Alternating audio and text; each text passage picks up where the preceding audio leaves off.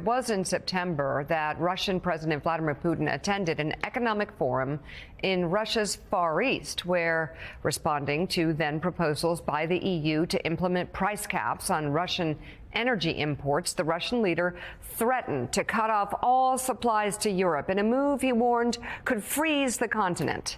The EU responded by slashing energy imports from Russia, and Putin's threat of a possible freeze has stalled. Joining us now, Lester Crown Professor in Management and Practice and Senior Associate Dean at Yale School of Management, Jeffrey Sonnenfeld, whose latest piece he co-authored is entitled "The World Economy No Longer Needs Russia."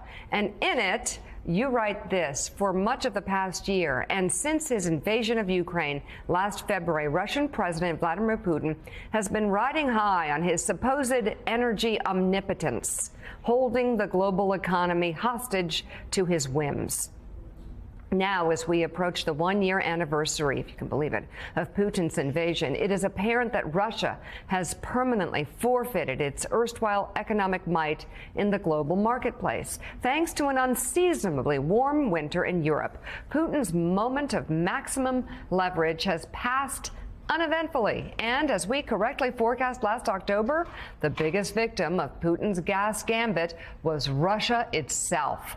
Putin's national gas leverage is now non-existent as the world, and most importantly Europe, no longer needs Russian gas. And Joe, this was the issue when the war started. Get off our need for foreign energy, whether it be the U.S. or Europe. Yeah, and by the way, we predicted this. We laughed when Vladimir Putin was talking about using Russian energy as leverage over the Europeans. I'm like, this is a problem with autocrats that don't understand the market. Oh, you're going to take it away from Europe? Oh, well, that will just require Europe to find a market elsewhere, which they've done, which makes Russia even more irrelevant. It's mind-boggling how many mistakes this guy's made. You're so right, Joe, Mika. You absolutely nailed it. I'll try to add a little value to what you've said, but it's hard to because you've covered it so well. In fact, in your last exchange with Keir Simmons, you had one question they didn't really have time to I think, fully answer.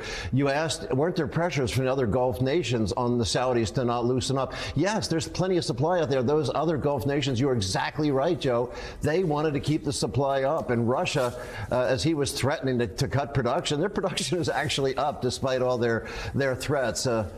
Among my many weaknesses, one of the character flaws is I can't stand a bully. This is the worst bully who's ever walked the face of the earth, according to General Milley. And he was using the bravado of food and fuel. This is not a superpower. They bring nothing to the global marketplace other than raw materials, food and fuel, and some metals. We have found other supplies for all this. They are basically like in a mercantile system. Well, I guess the only value added they bring is cyber terrorism, but nobody wants to buy that. Yeah. Dean, I want to circle back. I'm so glad you brought up the Saudi segment because I want our viewers to know something that we don't say enough on the show, that actually governments in that region and other petro-fueled economies most understand that their oil supplies run out in 20 years. And I don't think we talk about that enough. They all understand the clock is ticking. So why Saudi Arabia rushing around trying to diversify? Why are all these other countries rushing around trying to diversify? The clock is ticking on them because they're going to be out of oil in 20 years. No, that's exactly right. It was a paradox in Keir's report, as you guys discussed it.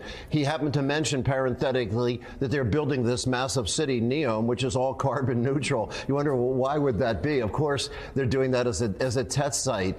And another paradox in his piece, it's not that Saudi Arabia is more powerful, that's why they're courting everybody at the World Economic Forum. They're on this charm offensive because they, in fact, are in big trouble. And we can see the oil price now, like the gas prices, by the way, too, are lower than they were a year ago, despite all the threats, all the perhaps conflicted oil industry voices we hear on other networks and places. Is in fact oil and gas are lower. We found alternative sources for cobalt and platinum and all the other rare metals we were having trouble that were in Russia. We found other sources for it.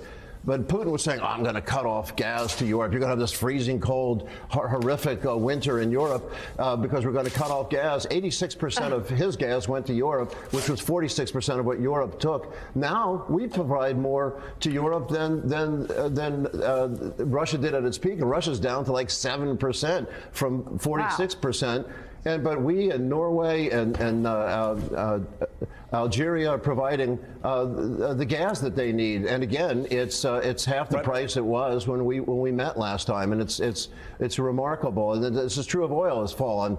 People, just between us, J.P. Morgan was saying oil is going to be $380 a barrel by now. I don't think so. It's been around, between the high 60s to 80, where it is today. Wow. Well, and as we discussed last time, Elise, last time Jeffrey was on the show, as we discussed, as Russia makes its decision, and they're actually doing Europe a favor by making them less dependent on Russian oil. Jeffrey predicted it. The Wall Street Journal reported it a couple of days ago. Now Russia is having to sell their oil, where? To India, to China. And because it's harder to get it there and it costs more to get it there, India and China are paying less. They're paying less than Germany and other European countries were. So this has been a lose-lose for Putin. Everyone seems to have benefited somewhat except Putin, and especially the karma of the warmer winter. I love that less oil is necessary because it's actually a little bit warmer this year. What I don't understand is the Saudis seemingly sided with Russia a bit when they cut oil production back in October. Why do we still keep selling them weapon systems? Well, Elise, you put your finger on something that Morning Joe should celebrate. Honest to goodness, on that show, when we talked about that, Congressman Ro Khanna and Senator Dick Blumenthal were just introducing some legislation that I believe on that show, Senator Bob Menendez, who these are chairs of Armed Services Committee, that they put a pause right after that show on the Saudi weapons transfers, which is massive. We were giving, up until now, the full intellectual property, as well as full production of these weapons systems that we don't give all of our allies combined. That's been put on a pause, and the Saudis feel that pressure. So the intellectual property has been paused. That's incredible, because when you told me that, I was like, whoa. I had no idea it was that close of a relationship. Yeah, it's frightening. And the production, the ownership, the financial control, and these are the most sensitive weapons we have, everything short of the nuclear code, and that's been put on pause, thankfully, but not permanently. But at least the Saudis do feel that pressure. And yes, Russia, this was their source of, it's 2/3 of their economy we're talking about is the energy economy. And they said they're going to pivot to sell it to Asia. The gas, and people fell for that. Economists, the IMF fell for it. They didn't realize that it takes pipelines to get Russia's vaporous natural gas there, and they don't have the pipelines. We're selling them liquefied natural gas, which is now being converted back when they get to the EU, back to natural gas. Got it. Jonathan. Yeah, certainly U.S. officials I'd spoken to at the beginning of this war did fear this winter. They feared that this would be a real test for Europe. And to Elise's point, winter has bailed out the Russian army many times in the past. It didn't this time. And these European countries have been able to weather, at least so far, this winter and have the ability to get better prepared for the next one. And certainly, Mika, the Biden officials that I spoke to here, who are, of course, staying with Kyiv, and we've been discussing all morning about the military commitments, but they also see the impact of not just the reduced gas sales, but the sanctions are also starting to rattle the Russian economy too, and they feel like this is making a big difference. And while Putin has no, at least yet, real internal threat, this does make it harder for him to continue to make the case for this war.